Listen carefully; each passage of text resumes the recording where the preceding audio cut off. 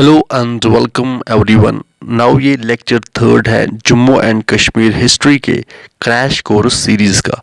कल हमने lecture second में हुना डायनास्टी कंप्लीट की थी। अब इस डायनास्टी के बाद आपको एक इम्पॉर्टेंट बैटल के बारे में याद रखना है, जिसे बैटल ऑफ जहलम और बैटल ऑफ हाइडेस्पस कहते हैं, बिकॉज ग्रीक लिटरेचर में जहलम को हाइडेस्पस कहते हैं। तो कब होती है battle? That is 326 to 325 BC के अराउंड। किन के बीच होती है? That is Alexander the Great, जिसे इस्लाम में सिकंदर आजम कहते हैं, एंड किंग पोरस के बीच होती है ये बैटल। किंग पोरस जो थे ये पुरावा डायनास्टी से बिलोंग करते थे एंड कश्मीर में रूल करते थे। कब? 326 टू 325 BC के अराउंड। ठीक है, अब ये मानो कि ये जहलम रिवर है, तो जहलम रिवर के इस साइड होता है अलेक्जेंडर एंड इसकी आर्मी, एंड इस साइड रहते हैं पोरस एंड इसकी आर्मी। तो बेसिकली जो अलेक्जेंडर की आर्मी होती है, ये फर्स्ट टाइम जब एलिफेंट देखते हैं तो ये डर जाते हैं। इसके बाद पूरा 1 मंथ लगता है स्ट्रेटजी बनाने में। तो अलेक्जेंडर एक स्ट्रेटजी बनाता है, ये कहता है अपनी आर्मी को कि आप इन एलिफेंट्स के आइज़ पे अटैक करो एरो से। देन जब ये आइज़ पे अटैक करते हैं इन एलिफेंट्स के, तो इसके बाद ये एलिफेंट्स आउट ऑफ कंट्रोल हो जाते हैं एंड ये पोरस की आर्मी पे ही टूट पड़ते हैं। देन फाइनली जो अलेक्जेंडर है वो इस बैटल को जीत जाता है। बट अलेक्जेंडर जो होता है ये बहुत ही ज़्यादा इम्प्रेस हो जाता है पोरस की फाइट देखिए, पोरस की रेजिस्टेंस देखिए। देन ये पोरस को कहता है कि आप वाकई बादशाह करने के लायक हो, दैट इज वाई आप इस एरिया पे कंटिन्यू रूल करो। सो this was all about battle of Jhelum और बैटल ऑफ हाइडेस्पस।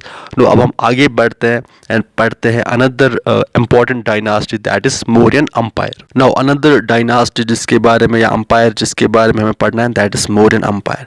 तो अगर हम इंडियन हिस्ट्री की बात करेंगे तो चंद्रगुप्त मौर्य को कहते हैं founder of Mauryan empire. But then Ashoka ने इस अंपायर को बहुत ज़्यादा एक्सपैंड किया। दैट इज़ अगर हम कश्मीर की बात करेंगे तो कश्मीर में फाउंडर है मौर्यन अंपायर का कौन? That is Ashoka.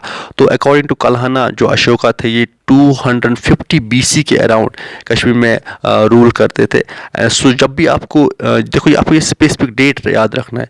इस डेट से आपको पता चलना चाहिए कि जो मौर्यन अंपायर थी वो 250 BC के अराउंड कश्मीर में रूल करती थी।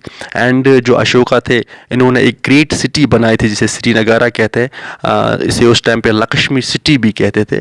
तो जो आज का मॉडर्न श्रीनगर है ये बेसिकली उसी के आसपास थी। एंड जो बुद्धिज़्म है, अशोका ने कश्मीर में बुद्धिज़्म को इंट्रोड्यूस किया था, बिकॉज ये खुद बुद्धिज़्म को ही मानता था। So that is why Buddhism को इंट्रोड्यूस किया कश्मीर में किसने?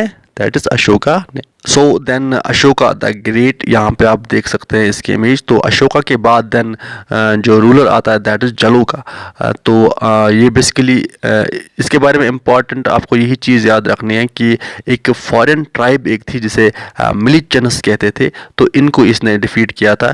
तो जलोका के बाद देन इसका जो बेटा है दैट इज़ दामोदर सेकंड, ये रूल करता है कश्मीर पे। एंड इसी के साथ देन मौर्यन अंपायर का एंड हो जाता है कश्मीर से। नाउ मौर्यन अंपायर के बाद अनदर इम्पॉर्टेंट अंपायर आते हैं दैट इज कुशान अंपायर।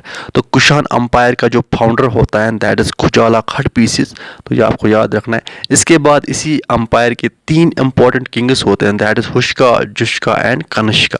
तो कनिष्का बहुत इंपॉर्टेंट है, यहाँ पे देख सकते हैं आप कनिष्का की इमेज। तो कनिष्का बहुत इंपॉर्टेंट है बिकॉज कनिष्का ने, हमने अभी देखा कि अशोका ने बुद्धिज़्म को इंट्रोड्यूस किया था कश्मीर में। तो इसके बाद 4th बुद्धिस्ट काउंसिल को जो कनिष्का थे इसने बेसिकली अरेंज किया था कश्मीर में। कब? 72 AD में। कहाँ पे? कश्मीर में कुंदलवाना जो श्रीनगर के नियर एक प्लेस है, तो यहाँ पे इसने 4th बुद्धिस्ट काउंसिल अरेंज कराई थी। तो आपको जब भी आएगा डेट के बारे में, तो जो कुशान अंपायर है ये कब एग्जिस्ट कर रही थी? 72 AD के अराउंड कश्मीर में ये जो डायनास्टी थी ये एग्जिस्ट करती थी। And as you can see कि 2018 में JK PSC ने इस 4th बुद्धिस्ट काउंसिल पे क्वेश्चन भी पूछा था कि किसने अरेंज कराई थी, दैट इज कनिष्का ने। कश्मीर में कहाँ पे? कुंदलवाना में। सो ये आपको याद रखना है। नाउ कुशान अंपायर के बाद देन एक अनदर इंपॉर्टेंट डायनास्टी जो कश्मीर में रूल करते हैं दैट इज गोनंडिया डायनास्टी और गोनंडा डायनास्टी सेकंड। पहले आई थी गोनंडा डायनास्टी फर्स्ट, तो ये है गोनंडा डायनास्टी सेकंड। एंड इस डायनास्टी ने 100 AD से लेके 598 AD तक रूल किया कश्मीर में।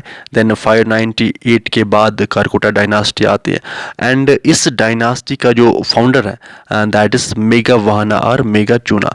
तो मेघावाहना इस डायनास्टी का फाउंडर है एंड इम्पॉर्टेंट रूलर था ये, बिकॉज मेघावाहना ने एनिमल स्लॉटरिंग को पूरा बैन किया था पूरे कश्मीर में। एंड आल्सो ये जो एनिमल्स को स्लॉटर करते थे या जो एनिमल्स की हंटिंग करते थे उनको इसने कंपनसेट करना स्टार्ट कर दिया, सो दैट वो एनिमल्स की स्लॉटरिंग ना करते या एनिमल्स की हंटिंग ना करते। नाउ इस डायनास्टी का जो ग्रेटेस्ट रूलर है दैट इज प्रवारा सेना सेकंड। तो प्रवारा सेना सेकंड ने ऑलमोस्ट 60 साल रूल किया कश्मीर पे। एंड इसने एक इम्पॉर्टेंट सिटी फाइंड की थी दैट इज प्रवारापुरा। तो प्रवारापुरा किसने फाइंड की थी? दैट इज प्रवारा सेना सेकंड ने। एंड प्रवारापुरा को ही देन बाद में मॉडर्न श्रीनगर बोला गया। तो हम ये कह सकते हैं कि मॉडर्न श्रीनगर जो आज श्रीनगर है उसको उस टाइम पे प्रवारापुरा कहते थे। तो इसका मतलब यह है कि जो मॉडर्न श्रीनगर है वो किसने फाइंड किया? दैट इज प्रवारा सेना सेकंड ने। नाउ अब जो लास्ट रूलर था इस गोनंडिया डायनास्टी और गोनंडा डायनास्टी सेकंड का दैट इज बाल आदित्य। तो बाल आदित्य ने बेसिकली 598 AD तक रूल किया कश्मीर में। एंड इसी टाइम पे एक एस्ट्रोलॉजर था, उसने प्रेडिक्शन की थी कि बाल आदित्य के बाद इसका जो सन इन लॉ होगा वो बनेगा रूलर। बट इस बाल आदित्य चाहता था कि मेरा सन इन लॉ ना बने रूलर, तो दैट्स वाई इसने एक आइडिया सोचा कि अगर मैं अपनी बेटी की शादी किसी नॉन रॉयल मैन या बरादरी से बाहर करूंगा तो शायद वो नहीं बन पाएगा। तो दैट्स वाई इसकी जो डॉटर थी अनंगा लेखा, तो इसने इसकी शादी कराई दुर्लाभा वर्धना से। But Durlabha Vardhana we all know कि इसने फिर कारकोटा डायनास्टी स्टार्ट की थी इसके बाद। So this was all about Gonandiya dynasty और गोनंडा डायनास्टी सेकंड। अब जो कारकोटा डायनास्टी या अदर डायनास्टीज हैं वो हम कल के लेक्चर में कवर करेंगे। तब तक आप अच्छे से पढ़ाई करते रहे, अपने पेरेंट्स का ख्याल अच्छे से रखिए। Good bye.